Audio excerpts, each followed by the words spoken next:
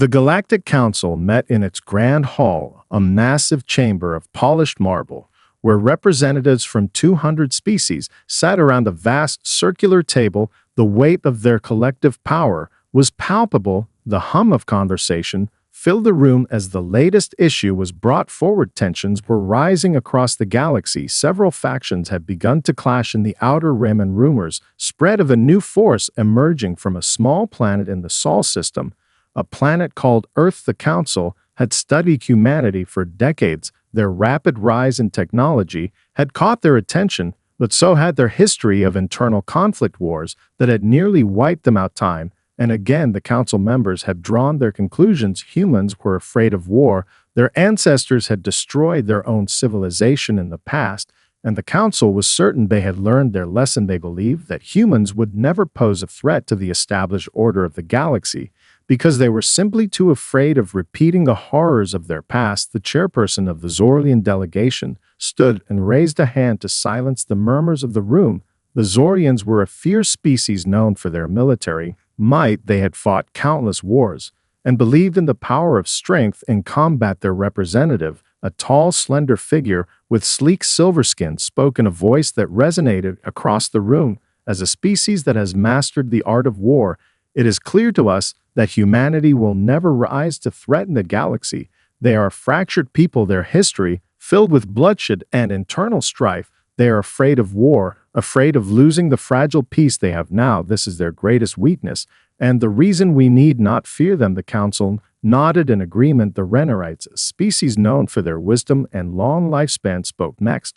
We have observed humanity for many cycles, and it is true that their history is marred by conflict, but we must also consider their potential. They are unpredictable, and their capacity for survival cannot be ignored. The humans have fought their wars, but they have also shown resilience. They have survived against odds that would have crushed other species. They may be afraid of war, but they have the ability to adapt and overcome. Let us not be too hasty in dismissing them.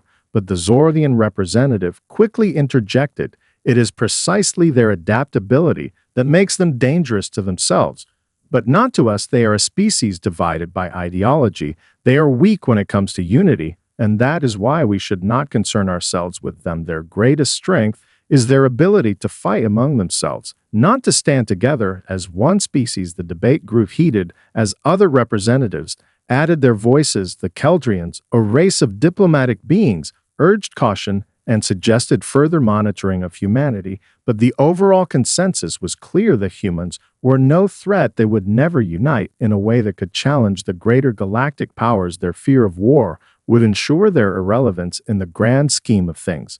And so the decision was made. The council would focus on other matters and leave humanity to its slow rise. The meeting adjourned with the council still convinced that humans were a species to be ignored.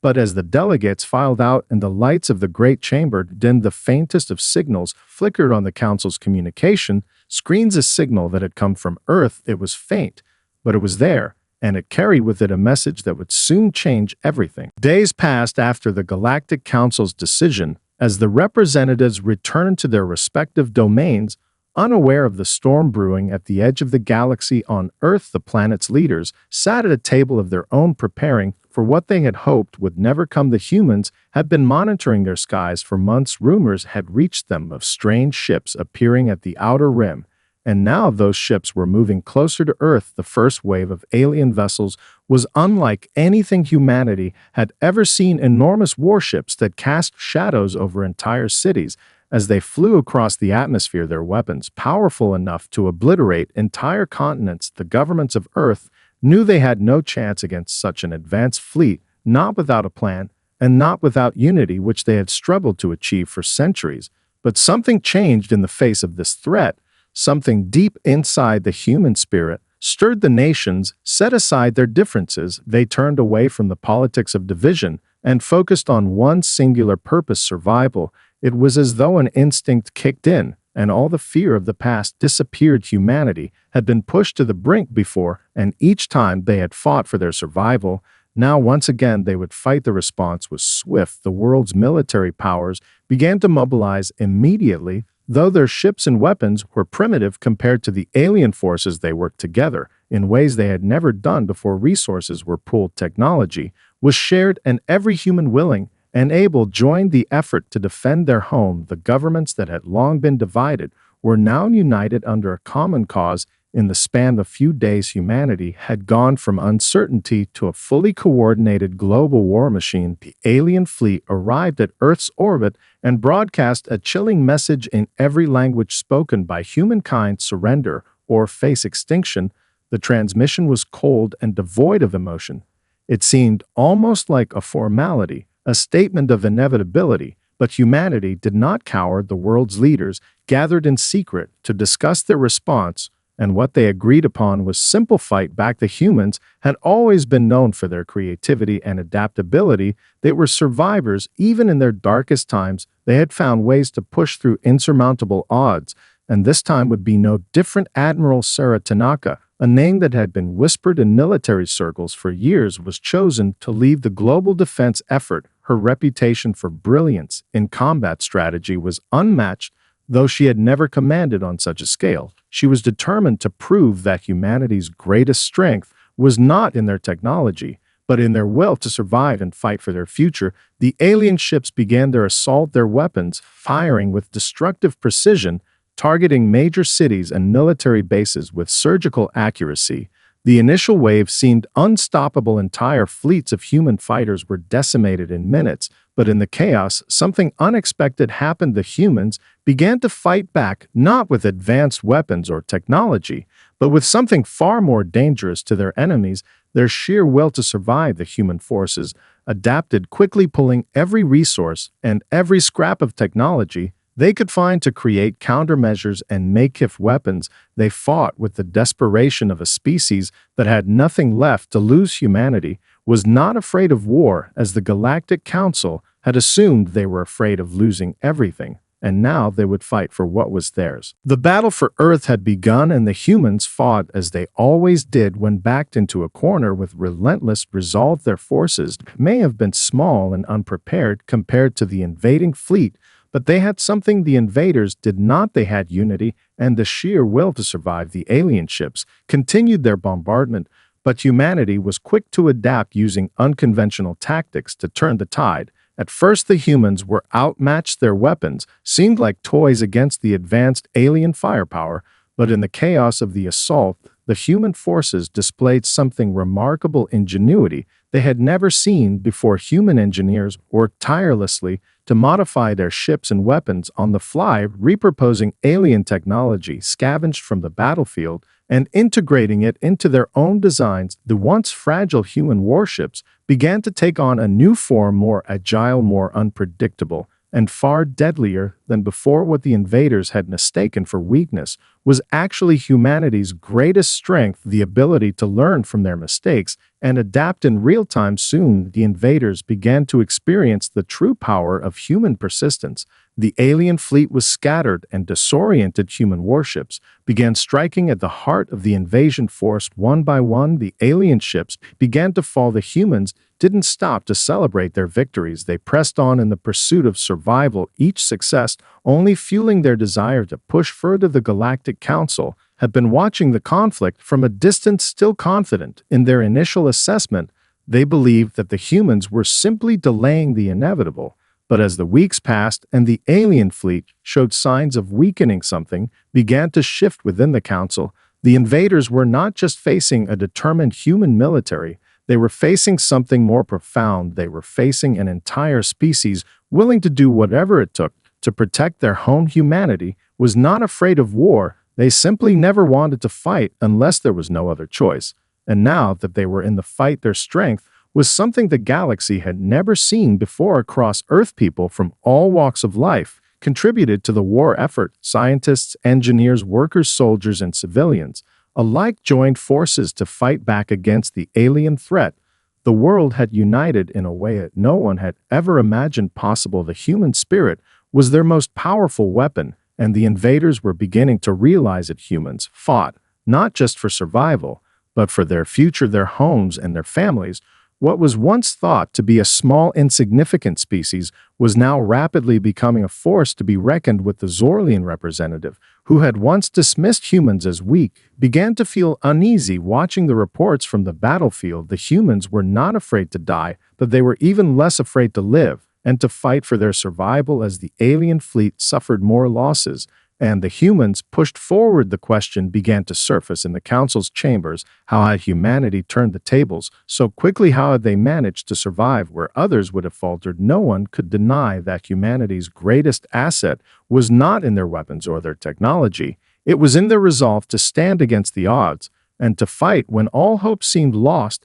And with every battle they won, the galaxy began to realize something crucial about humankind: they were not to be underestimated. The first major clash had been brutal, but it was only the beginning. Humanity's resolve was being tested in ways no one had anticipated. The alien forces were not going to back down easily, but the humans were proving they would not be so easily defeated. The battle outside Earth's atmosphere reached its peak as the alien fleet deployed its full might. Massive warships loomed over the planet like dark giants, ready to unleash their wrath. But the humans were ready. Their makeshift fleet, assembled in Earth's orbit, was far from perfect, but they had learned how to fight together, how to outsmart the overwhelming power of the invaders. The human forces had been reeling from the first wave of the assault. Their fleets were smaller and their ships less advanced. But now they had learned from their mistakes. Their response was swift and calculated. They moved quickly and unpredictably, using the terrain of Earth's orbit to their advantage. As the alien ships began to rain down destruction, they were met with an unexpected sight: small human fighters darting between the larger ships with lightning speed. The alien commanders were frustrated. They had expected the humans to cower under their superior firepower, but instead, they were fighting back with a tenacity that was both infuriating and impressive. The humans had no intention of surrendering. They fought with everything they had, using tactics that were unconventional but incredibly effective. They had no fear of death because they had something to fight for: their homes, their families, and their planet.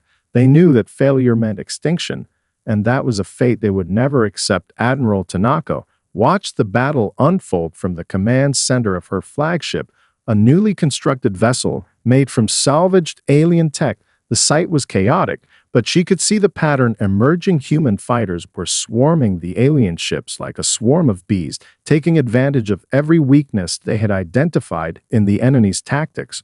One by one, the alien ships began to fall. Each explosion was a small victory for humanity. But Tanaka knew the fight was far from over. In the distance, the alien flagship loomed massive and impenetrable. The heart of their invasion forced. The humans had already made a dent in the alien fleet, but the true battle would be fought there in the belly of the beast. She knew it would be dangerous, but she also knew it was the only way to win the war. If they could destroy the flagship, they could cripple the entire alien operation and force the invaders to retreat. The humans had shown time and time again that they could adapt and survive in ways the invaders had never anticipated, but taking down the flagship would require more than just courage. It would require a final push that none of the human forces could afford to miss. Tanaka turned to her officers and gave the command: prepare for a direct assault on the flagship.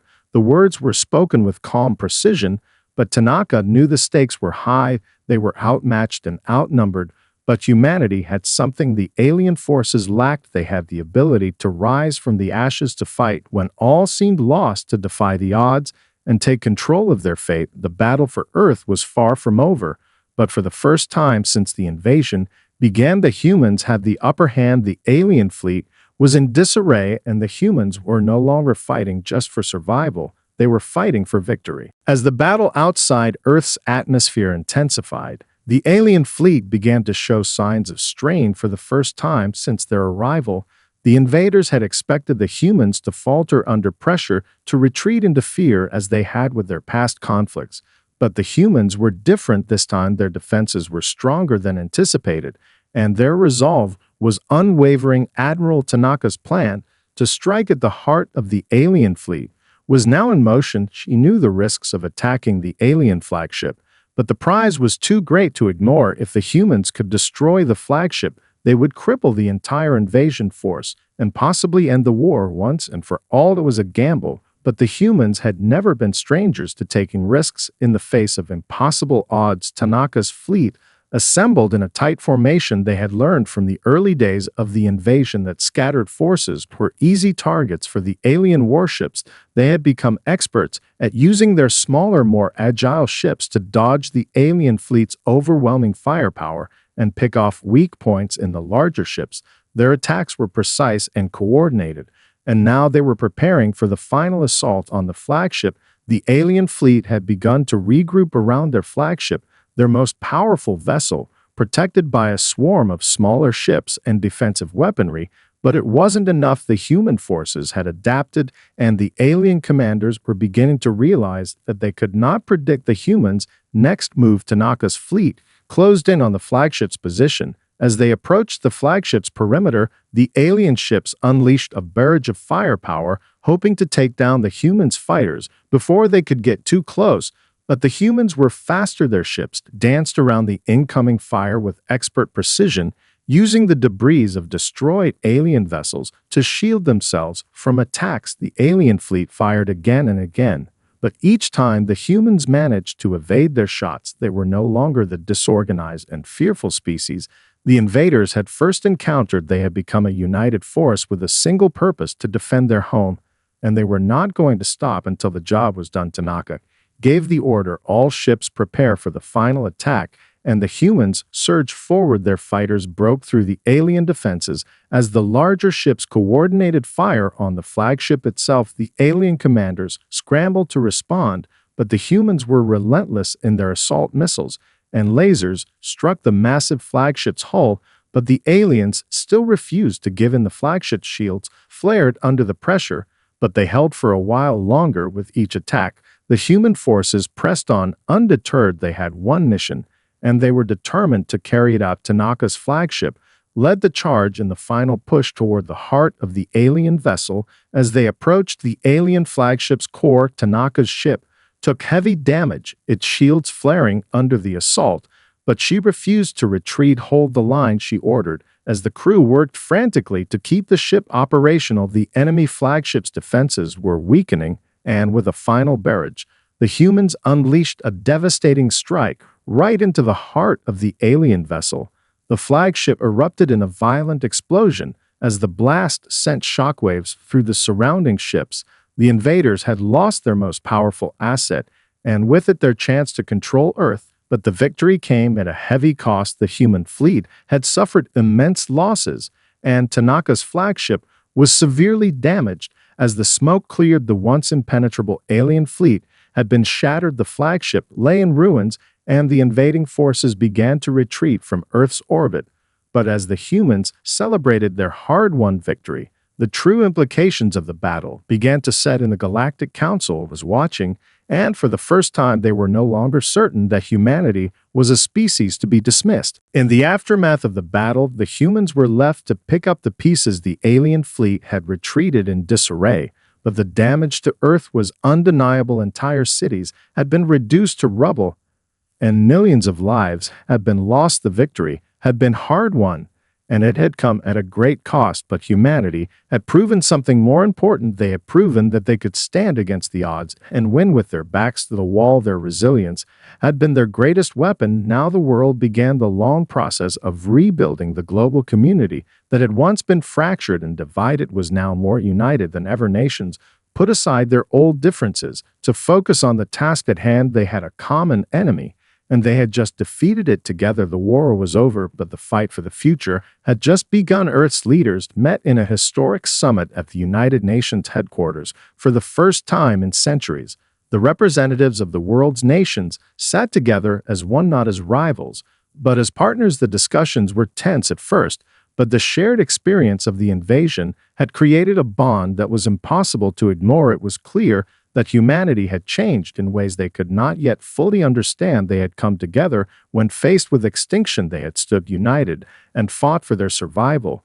But as the dust settled, new challenges began to emerge. How would humanity fit into the larger galactic community? The Galactic Council had watched the humans' every move during the invasion, and their perception of humanity had begun to shift. When the first reports of Earth's victory reached the council chambers, The members were shocked. They had underestimated the humans. They had assumed that fear of war would keep them from being a true threat. But now they were faced with the reality that humans had not only survived, but had triumphed, and they were a species that had the potential to become more than just survivors. The Zorlian representative stood in front of the council, once again his silver skin gleaming in the light of the great hall. "We were wrong," he said, his voice filled with a rare humility. "We believe the humans were weak, but they have proven themselves to be something far more dangerous." His words echoed in the chamber as the council members exchanged uneasy glances. The Renorite representative spoke next. "We have watched them grow and adapt in ways no other species has managed," they said, their long, piercing gaze sweeping across the room. "Humanity has the potential to change the balance of power in this galaxy." It was clear that the council now saw the humans through a new lens, no longer a primitive species to be ignored, but a powerful and unpredictable force capable of reshaping the galaxy's future. The humans had caught the attention of the galactic powers, and with it came both opportunity and danger. Earth's leaders were soon contacted by the Galactic Council with a proposal, one that would change the course of human history forever, an invitation to join the Council, to become part of the larger galactic community, to have a seat at the table of the most powerful species in the galaxy. But the humans knew that joining the Galactic Council would come with its own set of challenges. Humanity had always struggled with unity, but now they had something even more important. They had the power to choose their own destiny, and the galaxy would soon find out just how far the humans were willing to go to secure their place among the stars. The invitation to join the Galactic Council was a momentous occasion for humanity, a chance to become a part of something much larger than they had ever imagined. But it was also a heavy responsibility. Earth's leaders were divided over the decision. Some saw it as an opportunity to expand humanity's reach, to learn from other species, and gain access to advanced technologies that could help heal their war-torn world. Others feared the cost of such an alliance. They had fought so hard to protect their home, and many feared that joining the council would mean giving up a measure of that autonomy. The debate raged on for days with no clear consensus emerging. But in the end, it was Admiral Sarah Tanaka who made the final decision. The woman who had led humanity to victory against the alien invaders now faced the most difficult battle of her career, a battle not against invaders, but against the fears and divisions within her own people. She knew that humanity could not afford to isolate itself from the greater galaxy. Not after the war they had just survived. Earth needed allies, and if they were going to make it in the galaxy, they would need to stand together with other species. But she also knew the risks. The Galactic Council was not an organization that tolerated disobedience, and there were many who doubted humanity's ability to contribute meaningfully to such a powerful coalition. Tanaka's decision was made after a private meeting with the world's leaders. She stood before the media and the people of Earth and delivered her message. "We fought for our survival, and we won," she said, her voice firm and resolute, "but the battle for our future is just beginning. We cannot afford to turn our backs on the galaxy. We have shown that we are a force to be reckoned with, and now we will prove that we can stand alongside the greatest civilizations in the universe. We will join the Galactic Council." Her words were met with mixed reactions, some cheering the decision, others voicing concerns over the unknown dangers that lay ahead. But Tanaka remained steadfast in her belief that humanity's place was among the stars and not isolated in fear. She knew that the path ahead would be difficult, but humanity had always thrived in adversity, and this would be no different. Within the Galactic Council, the representatives from the various species waited anxiously for the humans to make their choice. When the message arrived, it was met with shock and curiosity. The Council had expected humanity to take longer to decide, but the humans had acted quickly and decisively. Many of the species present were intrigued by the humans' resolve. Some even questioned whether they had truly understood the magnitude of the decision they had made. As the human delegation arrived at the Galactic Council's headquarters, the other species watched them closely. There was no turning back now. The humans were officially part of the Council, and the galaxy would never be the same. The first meeting was tense. The other species were unsure how to interact with the humans. Many still saw them as a young species barely out of their adolescence in the galactic community, But the humans were not intimidated. They held their ground and quickly made their presence known. The humans had learned how to adapt and survive on their own terms, and now they would show the galaxy that they were ready to carve out their own place in the stars. The first steps were not easy. The humans faced resistance from some factions of the council who were unwilling to accept their presence, but the humans were persistent, and over time they began to earn the respect of their fellow members. The balance of power in the galaxy was shifting, and no one knew yet how the humans would change it. But one thing was certain: the galaxy was watching, and the humans were no longer the weak and frightened species they had once been. They had proven that they could stand up to the greatest threats, and now they were ready to shape their own destiny among the stars. As the humans settled into their new role within the Galactic Council, the tensions that had once divided them seemed like a distant memory. They had stood united in the face of an invasion, and now they stood united among the stars. But the journey was far from over. The galaxy was vast and full of unknowns, and humanity had only just begun to navigate its complexities. The humans faced challenges within the council itself as they worked to prove their worth and earn the trust of the other species. Many of the council members still viewed them with skepticism, unsure whether they truly belonged or if they had the maturity to handle the responsibilities of galactic diplomacy. But the humans were undeterred. They had already proven that they could overcome impossible odds, and now they had to prove that they could build lasting alliances and navigate the intricacies of galactic politics. In their first few months as members, the humans focused on what they knew best: their ability to adapt and innovate. They forged relationships with species who shared their ideals of progress and cooperation, working together to develop new technologies that could benefit the galaxy as a whole. They worked to mediate conflicts between factions that had been at war for centuries, and they helped broker treaties that allowed peaceful coexistence between rival species. The human delegation was quickly becoming known for their tenacity and their unwavering belief in the power of cooperation and understanding. Their reputation continued to grow as more species saw the value in what they had to offer. But just as the humans began to find their footing in the galactic community, a new threat emerged, one that had been hidden in the shadows of the galaxy for centuries. The Yuvorians, a race of highly advanced and warlike species that had been in a state of isolation for millennia, now emerged from the darkness. Their arrival was sudden and brutal. Their fleets destroyed everything in their path as they advanced toward the center of the galaxy. Their motivations were unclear, but one thing was certain: they were a force unlike any humanity had ever encountered. The Galactic Council had never seen a species like the Yuvorians. Their technology was leagues ahead of anything humanity or any other member of the council had developed. Their ships were nearly invulnerable, and their weapons tore through fleets with ease. The first reports of their attack sent shockwaves through the galaxy. The Yuvorians were unlike anything humanity had faced before, and the council was paralyzed with fear, divided over how to respond. Some factions called for immediate retaliation, while others advocated for peace. But in the chaos, one voice cut through the noise. Admiral Sarah Tanaka stepped forward and addressed the council, her voice calm and clear. "We have faced impossible odds before," she said, "and we can face them again. This is our fight just as much as it is yours. We may be young in this galaxy, but we have learned the hard way that there is strength in unity.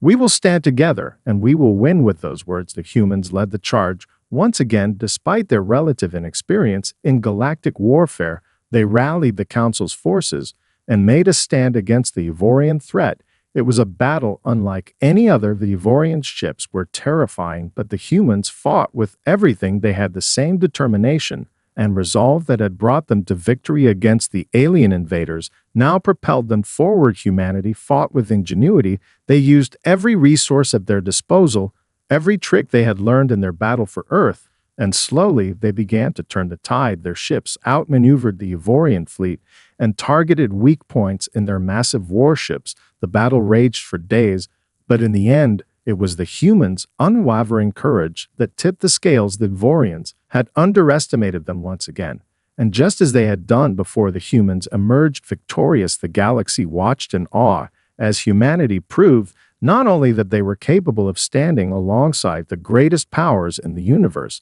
but that they were ready to protect their place among the stars. No longer were they a species to be feared or dismissed, they had become a force to be reckoned with, and the galaxy would never forget the lesson humanity had taught them. Never underestimate the will to survive.